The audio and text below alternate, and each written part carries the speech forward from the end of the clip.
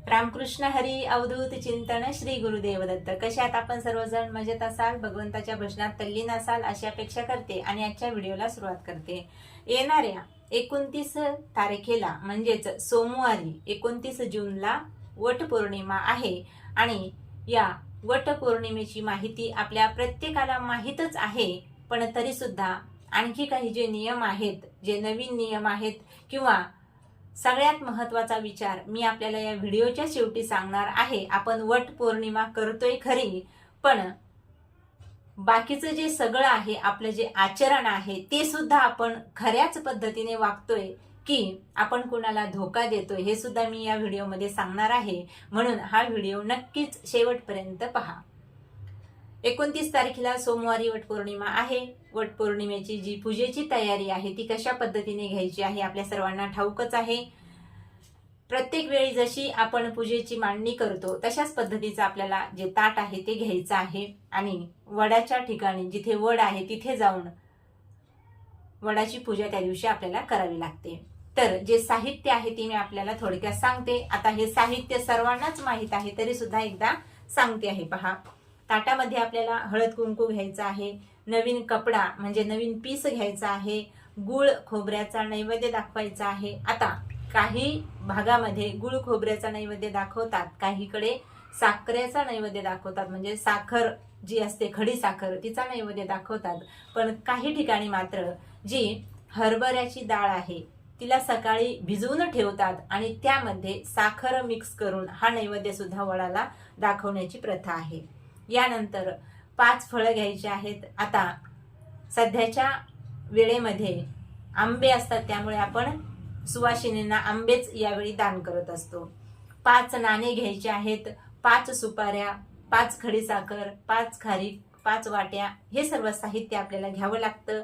नंतर त्याच पद्धतीने 5 बदाम, हे 5 फळं, त्यानंतर गहू किंवा तांदूळ, 1 तुपाचा दिवा आणि कापूर, अशा पद्धतीचं हे जे ताट आहे, साहित्य आहे आपण घेत असतो आणि याने वडाची त्या दिवशी आपल्याला पूजा करावायची असते।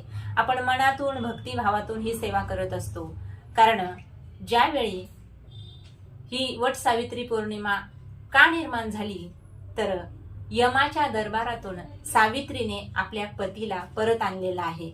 मग आता नुसती पूजा करून तिने परत आणलेलं नाही, तर तिची पतीवर असलेली जी निष्ठा आहे, जे प्रेम आहे, जो सद्भाव आहे पतीविषयी तिच्या अंतःकरणामध्ये, यामुळे यमाच्या दरबारातून त्या सावित्रीने आपल्या पतीला परत आणलेला आहे।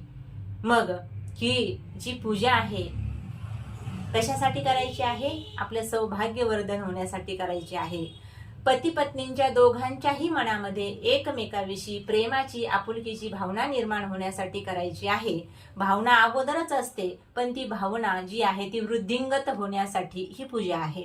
म्हणून या दिवशी आपल्याला लाल किंवा हिरव्या रंगाची साडी परिधान करून ही पूजा जर आपण केली तर आणखी चांगलं फळ आपल्याला या पूजेचं प्राप्त होत असतं। त्याच पद्धतीने हिरव्या बांगड्या किंवा लाल बांगड्या या दिवशी आपण नक्कीच परिधान केल्या पाहिजेत। आता जो मुख्य या दिवशीचा जो उपवास आहे तो कसा असायला पाहिजे तर पहा, ज्यांनी 3 दिवसाचा उपवास ठेवलेला आहे त्यांनी 27 तारखेपासून 27, 28 आणि 29 या 3ही दिवशी उपवास करायचा आहे। एक भुक्त असा हा उपवास आहे, म्हणजेच एकदा जेवून आपल्याला हा उपवास करायचा आहे। या 3 दिवसामध्ये ज्या महिला 3 दिवस उपवास करणार असतील तर त्यांच्यासाठी काही वेगळे नियम आहेत। पहिला नियम असा आहे, जे आपण स्नान करतो सकाळी, जे आंघोळ करतो त्यामध्ये 3 जे वस्तू आहेत त्या टाकून आपल्याला स्नान करावायचं आहे। पहिल्या दिवशी तीळ आपल्या पाण्यामध्ये, आंघोळीच्या पाण्यात, स्नानाच्या पाण्यात तीळ टाकून आपल्याला स्नान करायचं आहे।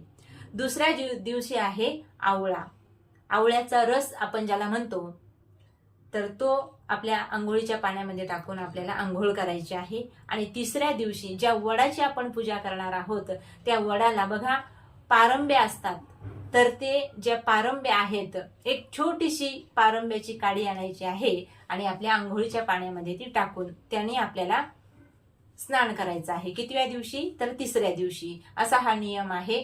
आता हे सगळ्यांकडून होईल असं मी म्हणणार नाही, पण ज्यांना शक्य आहे त्यांनी हे नक्कीच केलं पाहिजे। यानंतर हा उपवास झाला, सगळ्यात महत्वाची गोष्ट अशी आहे, आपण सगळं काही करतो नाही का, 50-50 हजार रुपये सुंदर दिसण्यासाठी एका अर्ध्या तासाच्या पूजेसाठी आपण ब्युटी पार्लर मध्ये घालतो. पण जितकं आपण वरतून सुंदर दिसतो तितकंच आपण अंतकरणातून सुंदर आहोत का, तर याचा विचार प्रत्येक ताईने केला पाहिजे. आता तुम्ही म्हणाल हे सगळ्यांनाच बोलते का मी, तर नाही, अजिबात नाही. या जगामध्ये आता सध्याही पतिव्रता आहेत म्हणून हे जे जग आहे ते टिकलेलं आहे. काही साधू संत आहेत, रात्रंदिवस भगवंताचं चिंतन करतात म्हणून हे जग त्यांच्याच पुण्यावर चाललेलं आहे. नाहीतर जगातील जी 70% लोक आहेत ती कशी आहेत तुम्हाला सांगायचं काही काम नाही. कारण सध्या खूप काही आचरण बिघडलेलं आहे, वर्तन बिघडलेलं आहे, वागणूक बिघडलेली आहे. म्हणजेच हे सगळं कशामुळे होतंय, तर संस्कारामुळे होतंय. संस्कार बिघडले की वर्तन बिघडतं, आणि वर्तन बिघडलं की मग सगळं जीवन बिघडून जातं. पण ही संस्कार करण्याची जी जबाबदारी आहे ती कुणावर आहे ताईंनो, तर तुमच्या आमच्यावर आहे. मी प्रत्येक वेळी सांगत असते, पहा, जिच्या हाती पाळण्याची दोरी ती जगाचा उद्धार करी. आपल्या लेकरानं कसं घडावं, कसं बोलावं, कसं वागावं नाही का, याची संपूर्ण जबाबदारी कुणावर आहे, तर आईवर आहे. आपण सगळ्या गोष्टी करतो, पण आपलं आचरण जर कुठे जर चुकत असेल तर मग त्याचा काहीही फायदा नाही. मला सांगायचंय काय, लक्षात घ्या. आपण ही सगळी काही सेवा करणार आहोत, मान्य आहे, सर्वच जणी करणार आहोत, मान्य आहे. पण हे सगळं करत असताना त्या सावित्रीने आपल्या पतीला यमाच्या दारातून परत कसं आणलं असेल, तर तिची जी भक्ती आहे, म्हणजेच प्रेम आहे पतीवरचं, जो विश्वास आहे, त्या विश्वासामुळे तिचा पती परत आलेला आहे. आताही काही महिला खूप पातिव्रत्य धर्माचं पालन करणारे आहेत आणि अगदी काटेकोरपणे त्या पतिव्रता धर्माचं पालन करतात. पण 60 ते 70% महिलांकडून हे शक्य नाही, होतच नाही त्यांच्याकडून शक्य. बरं जाऊ द्या, कारण आज पुरुषासोबत स्त्री ही काम करत असते. सर्वच क्षेत्रामध्ये पुरुषाच्या खांद्याला खांदा लावून आज स्त्री काम करते आहे, म्हणून हे शक्य नाही. पण काही गोष्टी तरी आपण पाळल्या पाहिजेत. जर तुम्ही वटपौर्णिमाची पूजा करत आहात नाही का, पतीच्या दीर्घायुष्याची कामना करत असाल आणि पतीशी जर खोटं वागत असाल, जर तुमचं आचरण योग्य नसेल, जर तुमचं चारित्र्य चांगलं नसेल, तर तुम्ही कितीही पूजा करा, एक नाही 1000 वटपौर्णिमाच्या पूजा करा किंवा संक्रांतीच्या पूजा करा, उपवास धरा, त्याचा काही फायदा होणार नाही. म्हणून मला सांगायचंय काय, लक्षात घ्या, स्त्रीचं जे चारित्र्य आहे ते चांगलंच असलं पाहिजे, कारण तो एक प्रकारचा दागिनाच आहे. म्हणून आपण आपलं आचरण जर शुद्ध ठेवून आपल्या सर्व गोष्टी जर केल्या आपल्या जीवनातल्या, तर आपलं निश्चितच कल्याण झाल्याशिवाय राहणार नाही. एवढंच मी या वटपौर्णिमेच्या निमित्ताने सांगू इच्छिते. रामकृष्ण हरी. अवधूत चिंतन. श्री गुरुदेव दत्त.